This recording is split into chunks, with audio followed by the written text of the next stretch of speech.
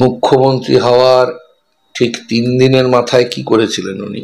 মুখ্যমন্ত্রী চেয়েছেন, তাই সুপার নিউমারারি পোস্ট তৈরি করা হয়েছে। মুখ্যমন্ত্রী তো বলছেন উনি জানেননি। ওনার তখন একটি দায়িত্ব ছিল যে সারা ভারত জুড়ে যে ডাক্তারদের আন্দোলন ছড়াচ্ছিল সেটাকে বন্ধ করে দেওয়া। তো ১৭ সাল থেকে দেখার অভিজ্ঞতায় ওনারা এটা বোঝেননি যে এটা ঘটতে চলেছেই। ২৬,০০০ শিক্ষকের চাকরি বাতিল হয়ে গেল। শিক্ষক যারা সমাজ তৈরির কারিগর হিসেবে কাজ করে তারা রাস্তায়। আপনার প্রতিক্রিয়া কি? আমার সব রকমের সহানুভূতি থাকা সত্ত্বেও আমার এদের কনসিয়েন্স নিয়ে কিছু প্রশ্ন আছে। এরা এমন নন যে এরা ছাত্রদের পড়ান। 4th কাউন্সিলের থেকে সবাই রাত্রিবেলা হঠাৎ করে বললেন যে ১৫,০০০ সামথিং শিক্ষক যাবে। তাহলে ওনার ওপর দোষ বর্তায় না?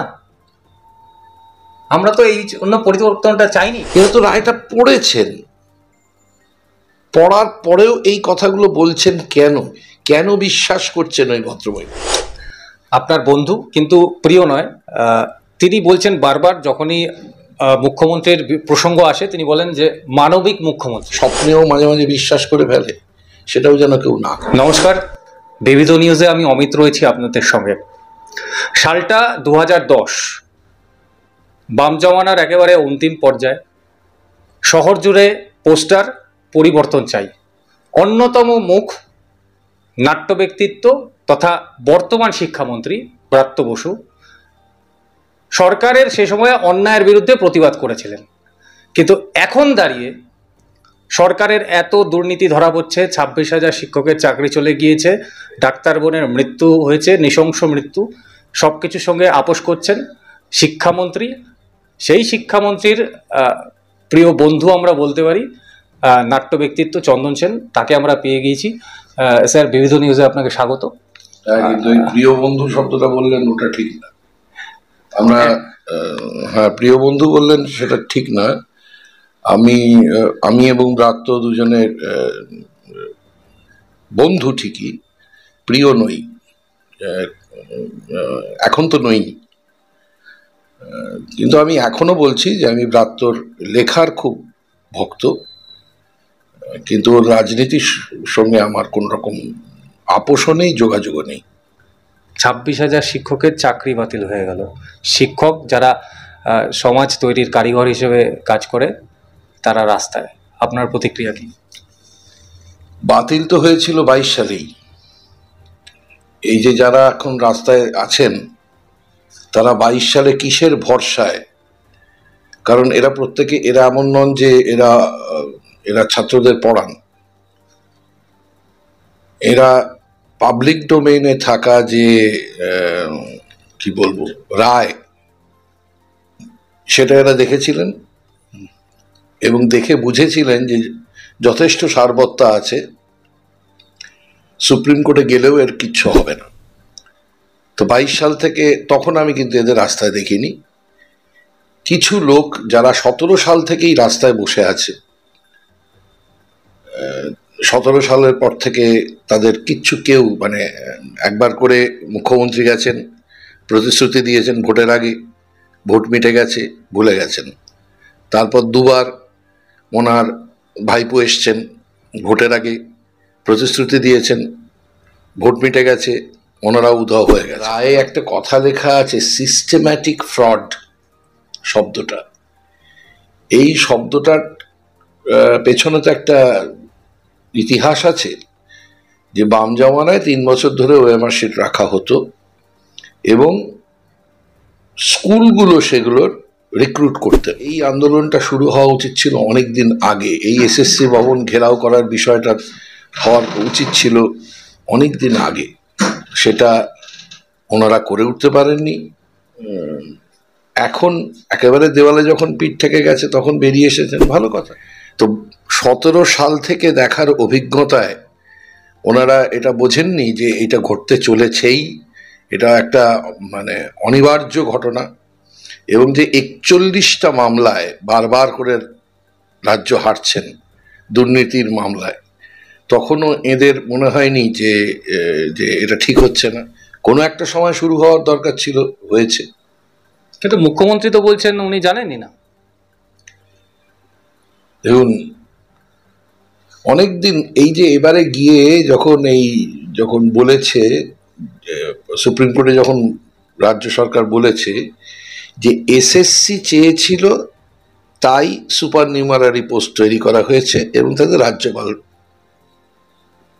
অনুমতি দিয়েছে, কিন্তু ব্রাত্য বসু নিজে পাশে রাজ্য কমিশনের চেয়ারম্যানকে বসিয়ে, এসএসসির চেয়ারম্যানকে বসিয়ে, ব্রাত্য বসু নিজে এখনো সেটা গণমাধ্যমে ঘুরে বেড়াচ্ছে। তিনি বলেছিলেন সম্ভবত 22 সালে, হ্যাঁ সম্ভবত 22 বা 21 সালে বলেছিলেন, আমার সালটার এখনো মনে পড়ছে না, যে মুখ্যমন্ত্রী চেয়েছেন তাই সুপার নিউমারারি পোস্ট তৈরি করা হয়েছে। 3 তারিখে রায় হয়েছে, আরো 10 দিন কিন্তু বসে থাকবেন ওই ভদ্রলোক ওখানে। সুতরাং যদি 1 মাস পেরিয়ে যায় তাহলে এটাও কত বড় একটা মিথ্যাচার। এবং এই যে কালকে রাত্রিবেলা হঠাৎ করে বললেন যে 15,000 সামথিং শিক্ষক যাবে,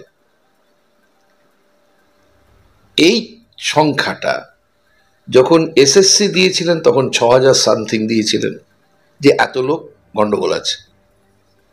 তারপর সিবিআই জমা যখন দিল তখন বলল 8,000 সামথিং আছে, এত লোকের গন্ডগোল আছে।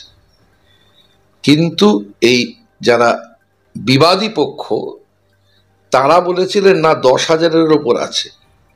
কালকে রাত্রিরে যেই মুহূর্তে বলে ফেললেন যে 15,000, এবং তার আগের দিন কিন্তু আর একটা সত্যি কথা বলেছেন, সেটা হচ্ছে 4th কাউন্সিলের থেকে সবাই ইলিগাল, এগুলো কোনোটাই উনি করবেন না।